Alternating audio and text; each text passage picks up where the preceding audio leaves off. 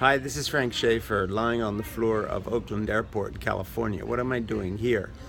I'm killing 5 or 6 hours before my red eye back to Boston, where I will rejoin my grandchildren and my wife tomorrow morning.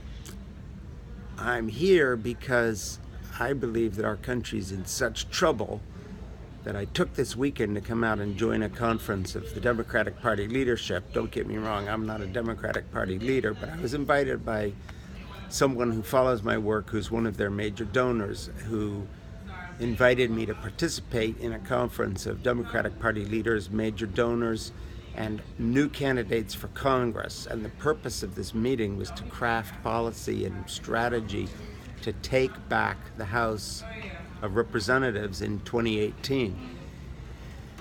And the reason why some white old fart like me that comes out of an evangelical background and then grew a new brain and a new heart about 30 years ago and left that ridiculous fundamentalist subculture and joined the human race. The reason I'm here and not with my grandchildren, and by the way, I'm taking the red eye back so I could get home for Lucy's birthday tomorrow. She's going to be 9, my granddaughter.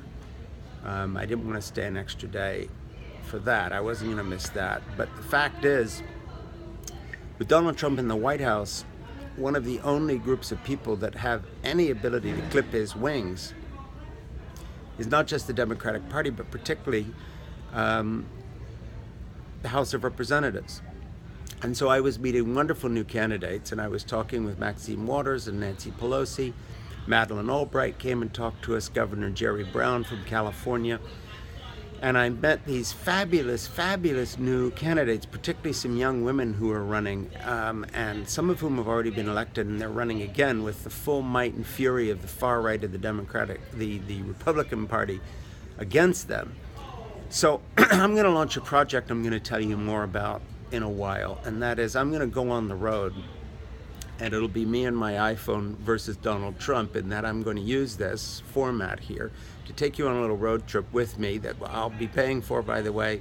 It's not something funded by other people that I know of anyway, and simply get a car, probably rent a car, because Jeannie's got all the car seats stuck in the back of the car for the grandchildren, and I don't know how to take them in and out.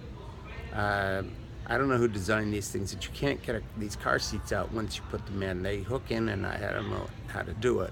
So I'm going to rent a car, and I'm going to drive around to these congressional districts where there's really tough fights.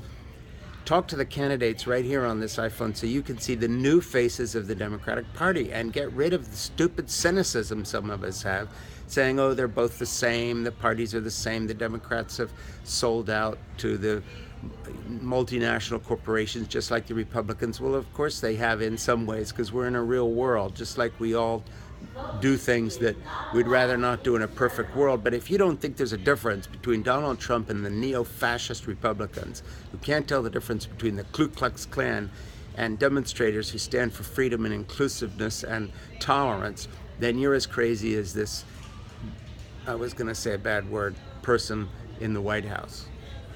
So join me on this road trip between now and 2018. I'm going to go out several times, maybe a dozen or more candidates that I'm going to do these little things with and introduce you. So I'll say, here's so-and-so and so-and-so, and if I was in her district, I'd vote for her. Please do donate, volunteer.